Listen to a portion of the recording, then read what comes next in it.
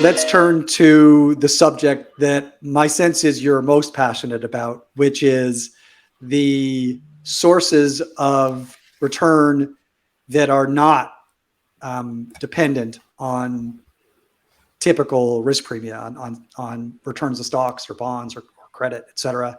And I think the team at AQR, perhaps even you yourself, are responsible for naming these sources of return style premia.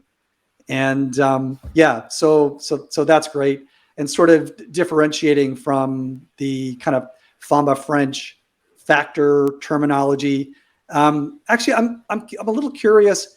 Why did you choose? I have an intuition, but maybe help me out. Why did you choose to sort of differentiate this concept of style premia from the idea of factors, which was a little bit more familiar in the literature? Well, actually, like one observation is that AQR started before we started to do then style premia language, which, like, when I came, I really pushed for that. We had already had another type of alternative risk premia, hedge fund premia, like that was the hedge fund beta. So that's yet another way of thinking about it. I think factors and styles to me are like sort of almost synonymous, except that factors can be also market premia. So they and you get to this. Are you looking at asset class exposures? I like the clarity that, okay, there are asset class premia and then there are style premia, whereas factors can be both.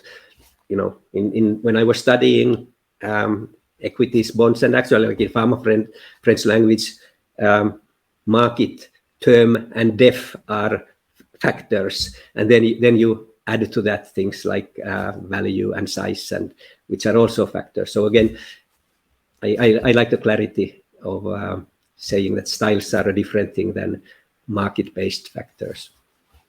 Got it. My intuition was also that by calling them style premia, it allowed a little bit more latitude to include persistent sources of return with strong economic rationale, but that were rooted in behavioral or structural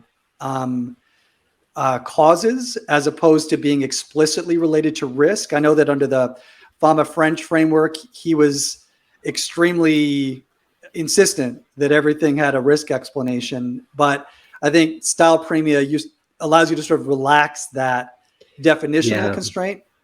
Yeah, so we are much more open-minded whether the source of these, let's now talk of style premia, then whether they are risk-based or behavioral, and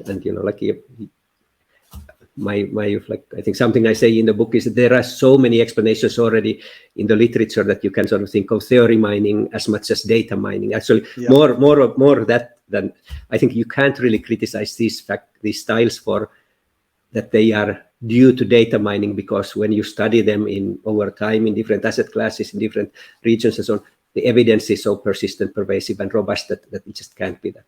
But so there are lots of different stories, some rational risk-based, some behavioral, and we are okay. We are okay with both. We do think that also behaviorally motivated factors can sustain, because they also get their bad times, and they sort of seem awfully like risk when the bad times are pretty long, and so